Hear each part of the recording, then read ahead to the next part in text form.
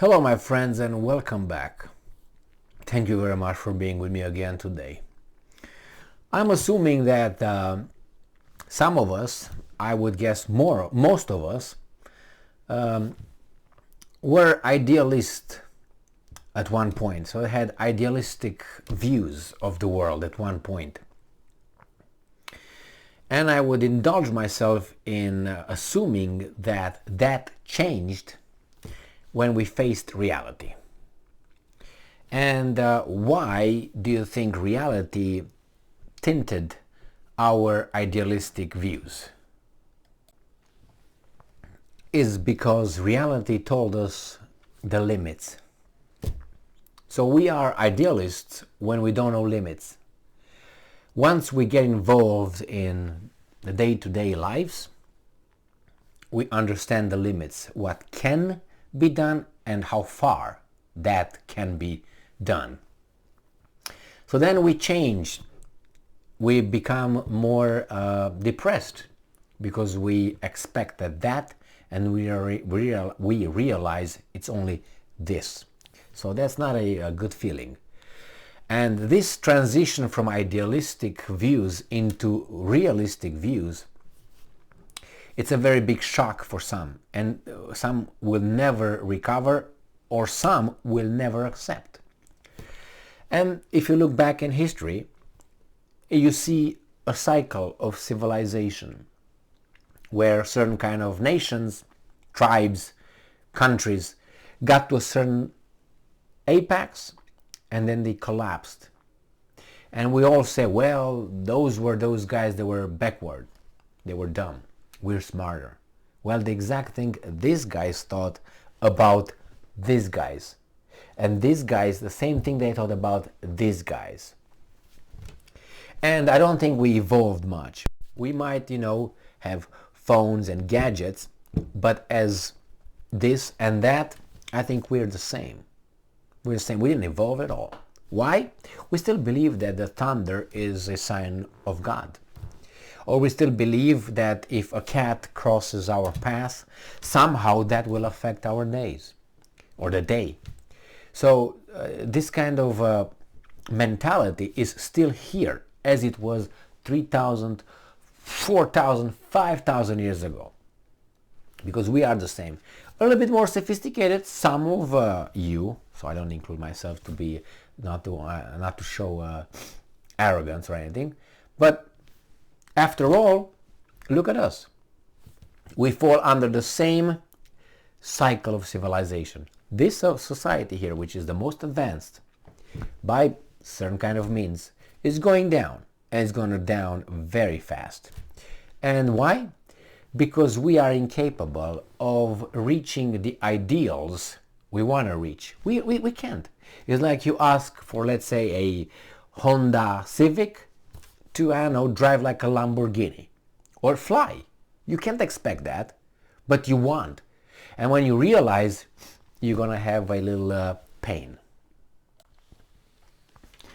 So we humans try to develop and create a system or systems that will provide us with certain, or at least fulfillments of our ideals. And for whatever reason, we chose one of the most just systems, which is democracy, which is the majority rules. So in a group, we decide, and we're part of that group, or we agree with that we are part of the group. We decide, most of us, that a certain kind of ideal should be pursued. Then the majority should rule. Otherwise, the other ones should obey or break away, leave the group. The problem is, when you have a country, you can't really leave. But when you have a majority telling the elected officials that, hey, we disagree with that policy that you try to implement, the elected officials that are supposed to represent your interest, the population's interest, should obey, because they have imperium, which is the power to lead or to implement certain kind of policies, is given to them by the power of the majority who voted for them. Once you don't have the imperium, you should leave. That means, let's say I'm elected today with, I don't know, 80% of the population. And then in about a month, I make certain decisions in your names, and the 90% that voted for me, I think, that will be very unpopular. So my support of 90% that was a month ago will drop to 10%. I do not have imperium anymore. I do not have the given authority to be in charge and represent your interests. That means I'm doing something that you do not agree. And I'm over there only because I am supposed to represent your will. Therefore, if I do something against your will, that means I'm fighting against what the society wants. And I say, well, that's populism. You can't drop to that. Well, then, how do you determine then democracy? You have the elites, like the Electoral College in the United States, that is actually an elite buffer for the rubble that might vote the wrong way. That's why it was created. As a buffer, you can interpret it like that, of the elites against the masses. If the masses will pick someone, let's say that wrong person, who say, okay, we should eliminate the elites, then the elites will drop and say, no, we're going to vote for the one that said don't eliminate the elites. They have that authority. They have it. And they use it a few times. In the United States, there were some examples sometimes when the Electoral College was different than the popular vote. And we have, I think, Bill Clinton, both times he was in that circumstance. As I was about to say Tom Jones, as former President Trump was. Anyway, what I'm trying to say is get to this point where you have the Japanese society dismissing the current trend of arming Japan, but the government is going to go ahead with doing something that they think is smarter than what the population really wants. Actually, they are in that position because they have the imperium from them. So he's fighting against the exact, supposedly, people who are allowing them to be where they're at. And they say, you know what, I know better. Now you don't have imperium anymore. Remember, it was Mark Twain who said, which I admire very much. I have a book actually of some of his political sayings and so on. And he said, if voting made a difference, they wouldn't let us do it. That's according to him. That means he was very trustworthy or whatever. He trusted the system. That means, yeah. And that was what? Whenever he wrote in 1800s or something. And then 1900s. So, Japanese society opposes government's push for military build-up. This is from Sputnik. So the Japanese society says, no, we don't want the government to build up the military. What do you think the military is going to, what do you think the government will do? In a normal reality, they will say, well, if the population who gives us the right to make decisions in their name says no, then I should say no. But what do you think they will do? They will say, no, we know better because we are part of a certain kind of different level of understanding than you guys. So we supposedly are depending on their votes, and when we get up there, we don't care about you. How does that work? Because we are human. Remember the cycle of civilization. We go up and then we go down. There's one thing that is ideal and the other one that's reality.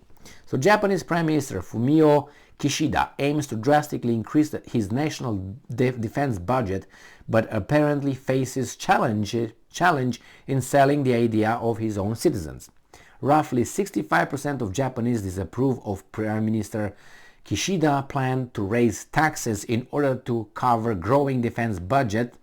A poll by local media shows only 30% support the idea, according to a survey. The Japanese people especially disapprove of the idea of partially diverting funds from rebuilding the regions hit by the tsunami and earthquake in 2011 to defense budget. I don't think it's still, 11 years since then. The poll shows that 74.5% of citizens were against this plan. Meanwhile, the approval rating for the government remains at 33.1. That's the imperium. That's how much authority they have. 33% out of what? 66%. That's 1/3 of the population gives them the authority to rule. Out. You don't have the imperium. You have to have over 51. But nevertheless, they don't care. It says remain at 33.1, which has a disapproval rating of 51.5. So disapproval is 51, the majority. The approval is 33. And then in between is probably, oh, I don't know, I don't want to say it, I'm a weasel. On Friday, Prime Minister Kishida announced a $320 billion military spending plan. The Japanese government appeared to be preparing the country for any possible conflict. Blah, blah, blah. This is Sputnik. You understand where they're going with that. My problem is this. If you don't have the authority, and how do you have the authority? By having the majority of support. You don't have the support, why do you keep going? Because you know better. Because you're that arrogant to think you know better. And indeed, they might know better than the rebel who thinks only about sex, drugs, and rock and roll. More or less, right? But on the other hand, why do you conduct then elections? Because those guys with sex, drugs, and rock and roll are supposedly voting for you. Or voting. So why do you listen to them then, but you don't listen to them here? And again, you vote one time, and the guy is in charge 4 years, 5 years, depending on the term. How is that fair? And in 4 or 5 years he can wreck the country. How much he wants or she wants. So you see, these are some of our limits. And when you realize this hanky-panky, like Mark Twain realized, then you become, apathic, like apathy comes in your life and like, well, whatever. And then you say, wait a minute, but it shouldn't be like this. Why do we let it be like this? And then it depends how much blood you have in the system and how much energy you have in the system, then you do something about it. Otherwise, you just say, okay, but just leave me alone in my little house to watch my porn or watch my whatever, drink my wine or my beer, whatever it might be, play some video games. Oh my God, I can't believe adults play video games, and a lot of them do. That tells me, how do you call it, my assessment of that is, come on. I don't want to say it here, I don't want to insult anybody, but I don't have a good opinion on people who play games, video games, instead of reading a book, for instance, or getting engaged on making a better life. Well, I'm just gonna click, what the hell. But anyway, some people get to that point where they don't even care or can't care for anything else but now, this moment, not planning ahead. But this is what we are. This is part of our culture, civilization, humanity. So good luck, my Japanese friends. But you're going to reach a point and you're going down. I think Japan is already going down. Thank you very much for being with me again today. Stay strong, stay smart, look for the truth, and be just.